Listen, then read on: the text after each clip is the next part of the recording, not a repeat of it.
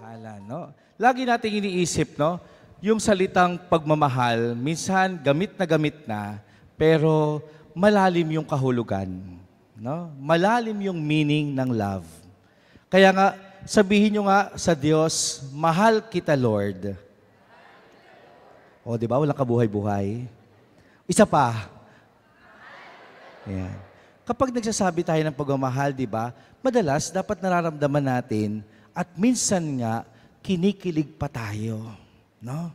Kasi nararamdaman natin yung tuwa ng pagmamahal. Sabihin mo nga sa katabi mo, mahal kita. O, di ba? Parang ayaw na ayaw mo, di ba? Di ba? Sabihin mo pa lang na mahal kita, parang diring-diri ka. No? Nakakahiya naman, no? Sige nga, pakisabi nga sa katabi, mahal kita. Di ba? Baka yung Lunes niya nagkaroon ng buhay. At least may nagsabi man lang sa kanyang mahal ka. No? May nagsabi man lang sa kanya, ay salamat, may nagmahal din sa akin. May nagsabi rin sa akin na mahal ako. Kasi lumabas ako ng bahay, yung asawa ko, hindi man lang ako binati. Hindi man lang nagsabi ng I love you. Di ba? Pero kapag nakakatanggap tayo ng salitang mahal kita, pag sinabi sa atin na mahal tayo, di ba, nag-iiba yung ating pakiramdam. Nag-iiba yung ating pagtingin sa ating sarili. Sasabihin natin, may value pala ako. Di ba? Kaya yung salitang mahal, marami yung kahulugan. Di ba? Pag bumili ka ng isang gamit at napakataas ng presyo, ano sabihin mo? Ang mahal naman. Di ba? Kasi nga, may value. Kaya ang taas-taas ng presyo kasi may value siya. Kaya yung pagmamahal, may value din yan. Kapag ibinigay mo yan sa isang tao, ibig sabihin, mahalaga yan. May halaga yung taong yan. Kaya hindi mo yan basta-basta ginagamit lang na, mahal kita.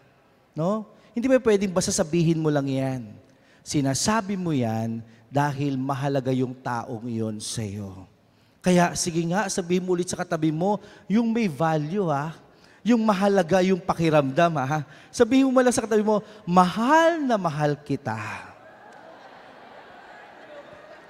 O, di ba? Hirap na hirap pa rin ibigay, no? Ang hirap po kasi talaga, Father, pag ganyan, no? Kasi yung katabi ko, walang kabalyo-balyo. Hanapin mo yung crush mo, sige. Tumayo kayo sa upuan at hanapin nyo yung crush nyo at sabihin mo, mahal kita. Sige, legal ngayon, legal. Oo. For joke only, kahit gamitin na natin. Siguro sabi nyo, sana man lang si Father nagkaroon muna ng seating arrangement bago sabihin yung salitang yan, no? For sure, ilan sa inyo mga nagliligawan pa dito sa opisina, hindi ko na alam kung pwede, no? Siguro pag nagkaroon na ng naging mag-asawa, out na. Hindi ko lang alam kung may ganong rule dito. Pero, di ba, napakasarap sabihin sa isang tao na mahal kita. Napakasarap sabihin na mahalaga ka sa akin. At marahil, bakit sinasabi ko yan? Kasi yun yung narinig nating gospel ngayon.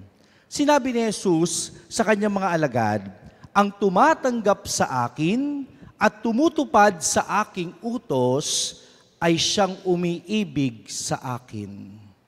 Imagine, no? Banggitin nyo yan lagi. Lagi nyo yung isipin yung salita ng Diyos.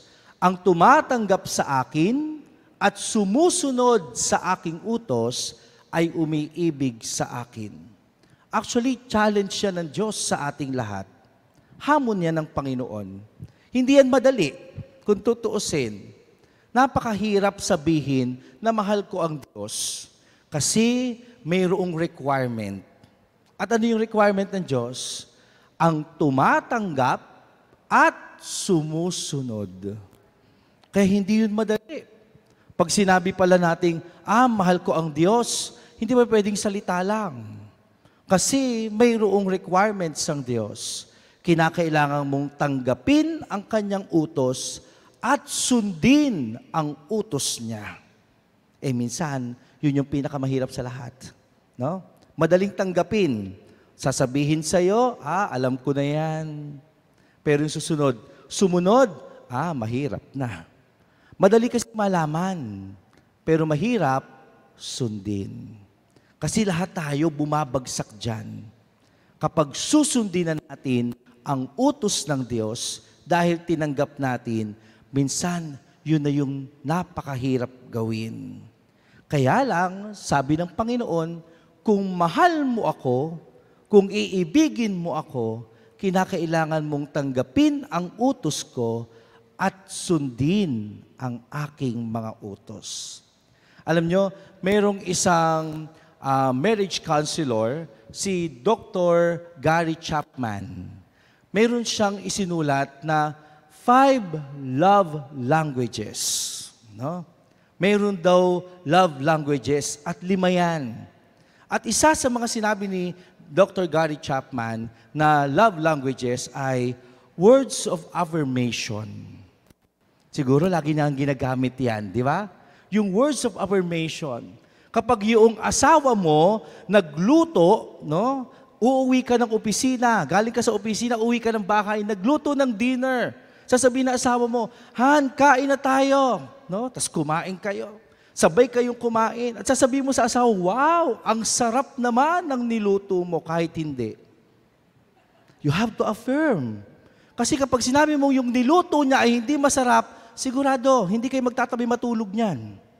Mag-aaway kayo, di ba? I-affirm mo talaga yung niluto niya, i-affirm mo kasi yung effort ng iyong asawa kasi gumawa ng paraan yung asawa mo para maipakita sa iyo yung kanyang pagmamahal. At kinakailangan mong i-affirm yon. Sasabihin mo, Han, ang sweet mo naman, ang sarap naman ng pagkain, no? Pero nakaisang subo ka lang. Hindi mo na inulit. Kasi ang alat pala, no? O kaya ang tabang, no? O kaya sabihin mo talaga, hindi talaga masarap. Pero pwede mo rin naman sabihin na, Han, bukas, pag niluto mo ito ulit, dagdagan mo lang ng asin, okay na to, di ba? Pwede mo naman i-affirm na maayos sa paraan. Pero importante yung words of affirmation. Sa bawat ginagawa ninyo sa inyong mahal, dapat lagi ninyong ina-affirm. No? Ina-appreciate ninyo yung kanyang ginagawa. Second, sabi niya, acts of service. Di ba? Yung simpleng pagluluto, di ba?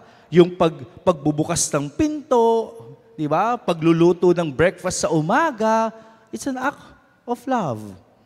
No, gawain yan ng pagmamahal. Love languages. Third, giving of gifts. Di ba? Madalas yan yung nagiging common. Kapag mahal mo ang isang tao, regaluhan mo. No? Louis Vuitton, Chanel, mga ganyan. No? Siguro mga babae dito, pag binigyan ka ng Louis Vuitton, nako, tayo na. No? Minsan, may value din yung gifts. No? Pero hindi naman ganun kailangan mahal na mahal. Pero nagiging act of love natin yan. Pag nagbibigay tayo ng regalo, bulaklak, no? Chocolates, no? Paraan yan para sa kung mahal kita. Fourth, sabi nga, quality time. Act of love yan. Kapag may oras ka sa iyong minamahal, no? Quality time na ipapakita mo ang pag-ibig mo sa iyong minamahal. At panghuli, yung panglima, physical touch. Di ba? Hug, kiss, no? Yan yung mga act of love. At sabi ni Dr. Gary Chapman, yan daw ang ating love languages. Ganyan natin ipinapakita ang ating pagmamahal sa ating kapwa. At alam ninyo, normal at common yan. Nagagawa natin isa-isa yan. At nagagawa natin yan sa ating minamahal, mas nasasabi natin, totoo yung pag-ibig. Mayroon kang oras, mayroon kang ibinibigay, mayroon kang physical touch, no? May words of affirmation, at act of service. Lahat ng ito, sasabihin sa atin, maganda para ipakita ang pag-ibig sa ating kapwa. Pero sa ganoong paraan lang ba, dapat lang natin makita na mahal natin yung taong ito. Sa mga sa ating mga love languages lang ba natin sasabihin na, pwede na ito, pag nagawa ko itong 5 to, mahal ko na siya. Tama na itong ganitong pagmamahal. Alam nyo yung salitang love, meron din pa pwedeng sabihin sa atin ang Diyos. Una, sa letter L, no? Yung word na love. Napakahalaga sa isang taong nagmamahal, marunong makinig. Listening. Di ba? Importante yan. Kapag yung isang tao na nagmamahal, marunong makinig. Importante yung nakikinig. Kapag kaya mong magbigay ng oras sa iyong minamahal na nakikinig ka, mahal mo yan. Pero kapag ayaw mo nang pakinggan yung iyong minamahal, wala nang value yan. No? Hindi natin alam. But minsan sa pakikinig, minsan konting-konti yung pasensya natin. No? Pero kapag napakahaba ng pasensya mo sa pakikinig, naku, mahal na mahal mo yan. Kaya nga, dito sa inyong opisina, kapag pinapagalitan ka na kasi hindi ka nagtatrabaho, pakinggan mong mabuti. Pag nakikita siguro ng boss na nakikinig ka pa, kahit sinesermonan ka na, sasabihin sa'yo ng boss, mahal niya yung trabaho niya. Kasi nakikinig siya at gusto niyang matuto. Pero kapag ayaw mo nang makinig, kahit tinuturuan ka na para itama yung iyong pagkakamali, sasabihin niyan, hindi niya talaga mahal yung kanyang ginagawa. At maaari niyong ma-evaluate yan sa sarili ninyo. Kahit na hindi sa tao, kahit dun sa inyong trabaho, makikita ninyo kung mahal pa ba ninyo yung ginagawa ninyo. Lagi niyong titingnan, kung may oras ako para makinig, kung may oras ako para matuto, ibig sabihin, mahal ko yung aking ginagawa. Second, sa word na love is obey. Diba? Sabi nga ni Kristo sa mabuting balita, no? Ang tumutupad sa aking utos. Ang sumusunod sa aking utos. Importante kasi sa isang taong nagmamahal, sumusunod. Kapag hindi mo na kayang sundin yung utos sa'yo, kapag hindi mo na kayang sundin yung pag-ibig na nasa puso mo, ibig sabihin, hindi mo na kayang magmahal. Napakahalaga na sumusunod ka.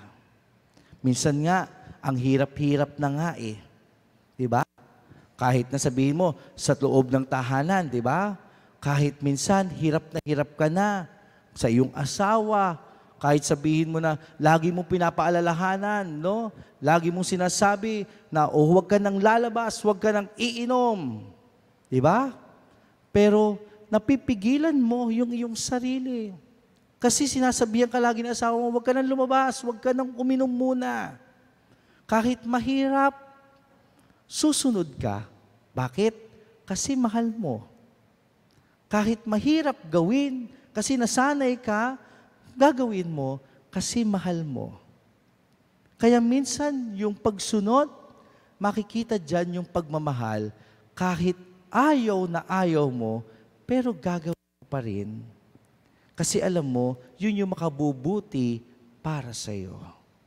Kaya yung pagsunod, pagpapakita yan ng pag-ibig. Third, yung word na love, yung V, valuing. Mahalaga yung values. Mahalaga yung pagpapahalaga. Kapag mayroon kayong pagmamahalan sa isa't isa, pinahahalagahan mo yan. Hindi mo yan binabaliwala lang. Hindi ba pwedeng pag sinabi mong I love you, ay sasabihin mo lang, tapos na yan. Nasabi ko na I love you kanina, hindi ko na uulitin pa. Kailangan kahit sabihin mo yan isang beses lang sa isang araw, pero alam mo yung halaga na bitawan mo yung salitang, mahal kita. Kaya po hindi pa pwedeng lagi mo lang gagamitin yan for the sake lang na, matapos na yung tampuhan, matapos na yung away, sabihin ko na I love you. Tapos bukas uulitin mo ulit yung same na mistake. Sasabihin sa'yo ng mahal mo, sinabihan mo ko ng I love you kahapon, akala ko okay na tayo. Tapos ngayon, inulit mo na naman. Same mistake. Kasi kapag ikaw ay nagsasabi ng mahal kita, hindi ka nagagawa ulit ng parehong pagkakamali. Kasi binavalue mo yung salitang mahal kita. Kaya napakahalaga ng salitang I love you. Hindi yan pwedeng gasgasin lang. Nang basta-basta sasabihin mo lang for the sake na matapos lang yung argument. Kapag nasabi mo yan, Gusto mo ring baguhin at bigyan ng halaga ang inyong pagmamahal. At pang-apat, yung salitang love, E means emptying. Kaya mong alisin ang iyong buong sarili sa mga bagay na minsan nakasasama na para lamang sa iyong minamahal. Kaya mong ibaba ang iyong sarili o alisin ang iyong sarili doon sa kanyang pagiging Diyos para lamang abutin tayo sa kanyang pagmamahal. Imagine, no? Ganyan ipinakita ni Kristo yung pag-ibig sa atin. Emptying Himself. Inalis niya yung kanyang pagiging Diyos muna para sabihin lang sa atin, kaya kong magpapako sa krus. Hari ako, anak ako ng Diyos. Pero sige, tatanggalin ko yung pagiging anak ng Diyos sa akin. Tatanggapin kong ipako sa krus. Gagawin kong mamatay sa krus. Bakit? Kasi mahal kita. Ganyan ang gustong sabihin ng Diyos sa salitang emptying. Kaya niyang ibaba ang kanyang sarili sa pagiging Diyos para lamang ibigay sa atin yung kanyang pagmamahal. Walang mataas. Kasi yung pagiging mataas at pagiging mababa, pwedeng maging malaking gap yan para hindi maging maipakita yung pag-ibig. Pero sa Diyos, yung kanyang pagiging Diyos, ibinaba pa niya para abutin tayo, para lamang sabihing mahal tayo ng Diyos. Para maramdaman natin yung kanyang pag-ibig, ibababa niya ang kanyang sarili para abutin tayo at madama ang pag-ibig ng Panginoon. Kaya yung ibig sabihin ng love, listening, obeying, valuing, and emptying, maaaring yan din ay maaaring gamitin natin. Pag inuulit-ulit natin yung salitang love, malalim ang kanyang kahulugan. Malalim ang gustong sabihin ng Panginoon. Kaya kapag tinignan natin sa mabuting balita, yan yung gustong ipaabot ng Diyos sa atin. Yan yung gustong dalhin ng Diyos sa ating mga puso't isipan. Kapag sinabi ng Diyos na kung ikaw ay tumutupad sa aking utos, ang unang utos ng Diyos, love God with all your heart, with all your soul, with all your mind, with all your strength, and love your neighbor as yourself. Kapag sinabi ng Diyos yan sa iyo, na sundin mo ang aking utos na yan, yan yung ibig sabihin na pinapagawa ng Diyos sa iyo. You have to listen, you have to obey, you have to value, and you have to be emptied. Kapag nagawa mo yan, ibig sabihin, alam mo ang gustong sabihin ng Diyos tungkol sa pagmamahal. Kaya mga kapatid, sana itong pag-ibig nagagawa natin araw-araw. Kaya nyo ba yung gawin araw-araw? Ha? Ano yung kanta nyo lagi? Binabago. O paano ulit yung kanta? Sabay-sabay, yung may tono. Binabago mo ako araw-araw. Binabago mo ako araw-araw. Binabago niya ako araw-araw. Binabago niya ako araw-araw. Ngayon,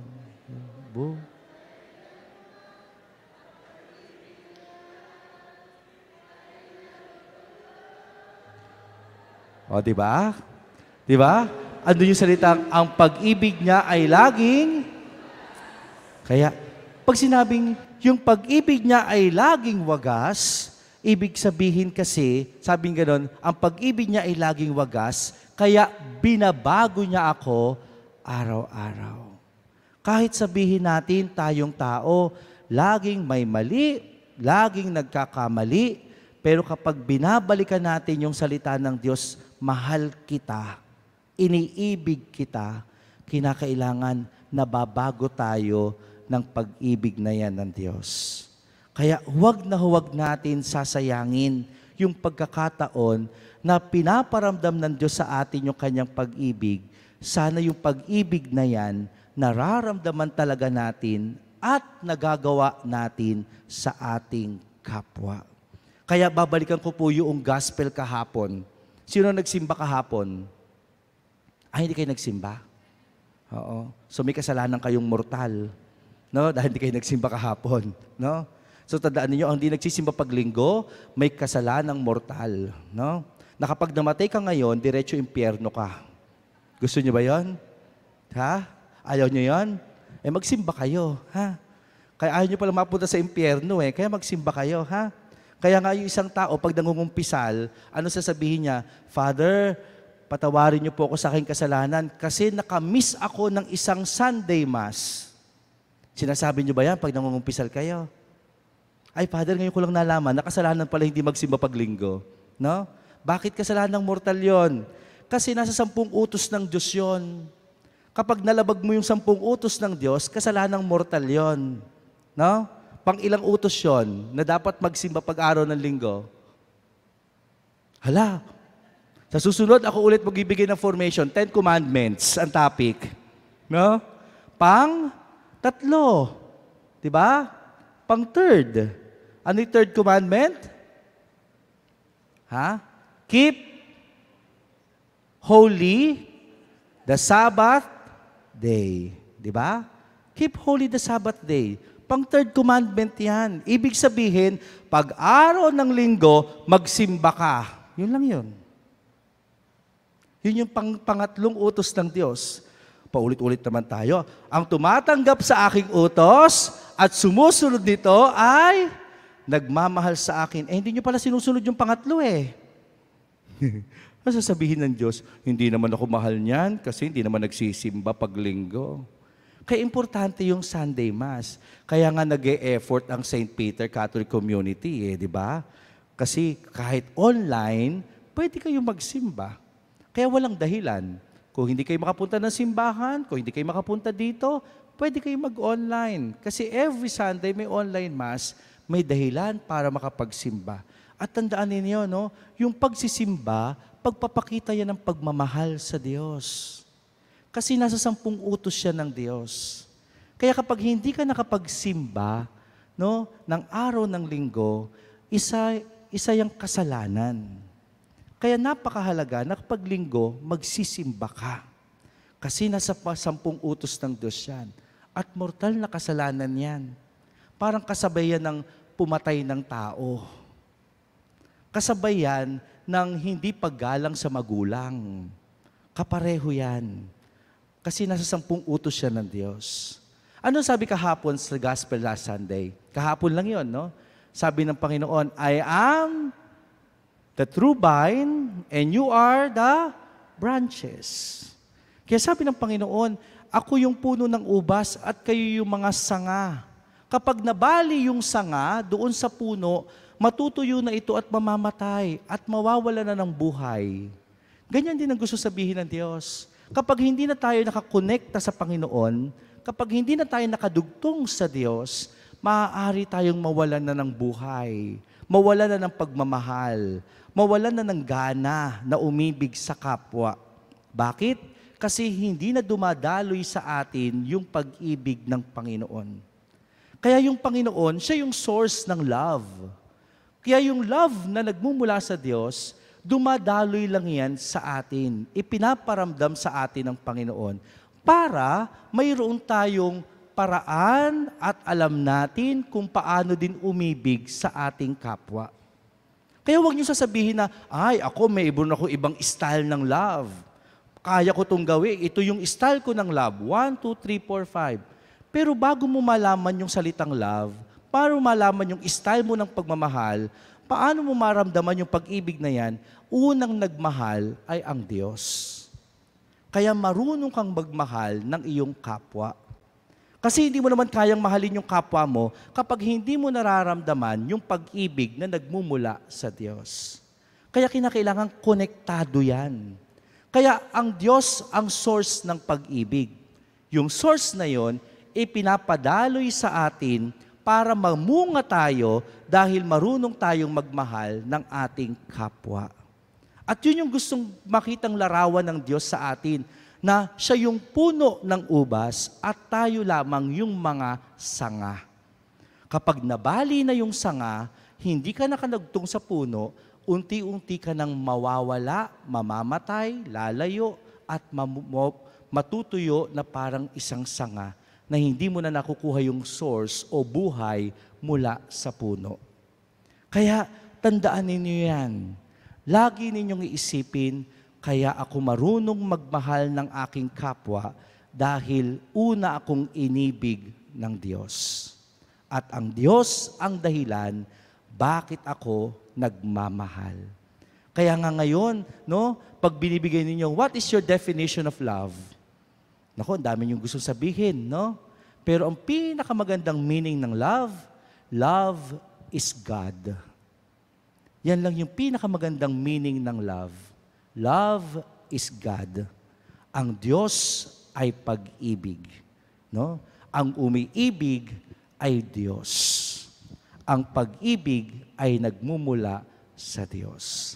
Kaya sana ngayong araw na ito, sa inyong prayer meeting na ito, hanggang sa mga darating pang mga araw, araw-araw ipadama ninyo ang pagmamahal na nagmumula sa Diyos. Kaya sabihin niyo ulit sa inyong katabi, mahal kita. Sige nga. Sana nag-iba yung kahulugan ng pag-ibig ngayon sa inyong mga kasama dito sa trabaho. Maraming salamat. Good morning po sa inyo.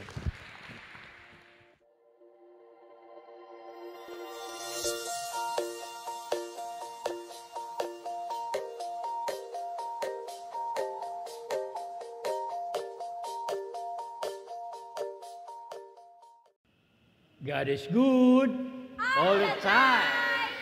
Thank you for joining us today. View our past broadcasts on our Facebook page, St. Peter Community, and subscribe our YouTube channel. Like, share, and hit the bell.